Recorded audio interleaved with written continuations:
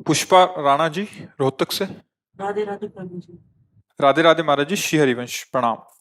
महाराज जी, आत्मा, दिमाग व दिल में क्या समानता है? क्या ये फिर अलग अलग है? किसकी भजन सुने? करो तब जानोगे, ये अध्यात्म का विषय है। देखो, दिल और दिमाग जिसे तुम कहते हो ना, उसे ऐसे साधारण भाषा में हृदय कहा जाता है और भागवतिक भाषा में अंतःकरण कहा जाता है। अंतःकरण के चार रूप हैं: बुद्धि, मन, चित्त और अहंकार।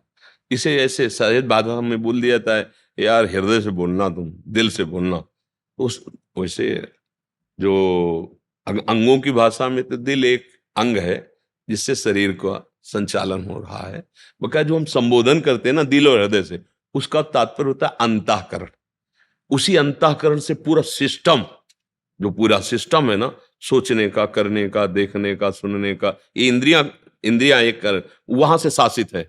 प्रधान बोर्ड जो है वो अंतःकरण है। बुद्धि निश्चय करती, मन संकल्प विकल्प करता है, चित्त चिंतन करता है, अहंकार क्रियाओं को स्वीकार करता है, भोगों को स्वीकार करता है। ये जो अंतःकरण को पावर जहां से मिल रहा है वो है आत्म तत्व। उसमें न कोई कामना है, न कोई विकार है, न वो मरता है, न वो जन्मता है। चैतन्य घन आत्म स्वरूप है। उसी के पावर से सबकर परम प्रकाशक जो है, उसी के पावर से अंतःकरण में, अंतःकरण से इंद्रियों में, इंद्रियों से सारी चेष्टाएं सब आपको दिखाई दे रही।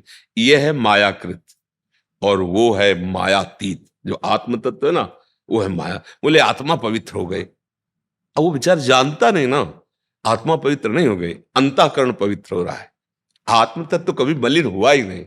ईश्वर अंश जीव अविनाशी, चेतन अमल, सहज सुख राशि। वो अमल है, उसमें कोई मल स्पर्श कर ही नहीं सकता। न पाप न पुण्य, न जन्म न मृत्यु, न दुख न सुख, न अस्त्र न शस्त्र, न अग्नि न सूर्य, न चंद्र न वायु, किसी के सामर्थ्य नहीं उस जो आत्म तत्व है ना।